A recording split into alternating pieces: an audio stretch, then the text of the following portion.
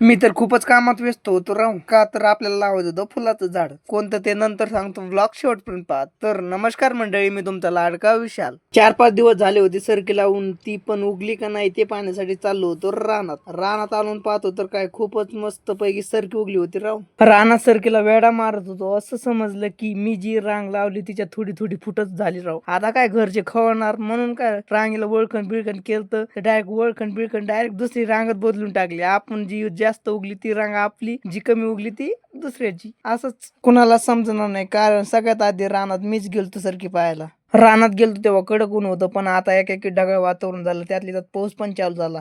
रानातून घरी येऊस तर भिजलो होतो, तर काय घरी आलो कपडे बिपडे बदलले. पाऊस कमी झाला की आपल्याला लावायचं होतं झाड, तर काय केलं मग खांदायला चालू. तुम्हाला वाटत असेल हा कोणता झाड लावत होतं, हे झाड आहे गुलाबाचं झाड. तर आपल्याला झाड लावायची खूप आवड, आपण असे खूप झाडं लावलेले आहेत. हे पहिलं झाड म्हणजे आंब्याचं झाड, नंतर लिंबुनीचं झाड, नंतर आंब्याचं झाड, नंतर फिकं गुलाब, डबल डार्क गुलाब, अशी खूप झाडं लावलेले आहेत. ते एखाद्या नवीन ब्लॉग तयार करूनच तुम्हाला सांगतो. आता काय एवढं सांगणं काय सोपं नाही, ब्लॉग खूप मोठा व्हायला लागला. म्हणून भेटू आता अशा नवीन ब्लॉग मध्ये. बाय.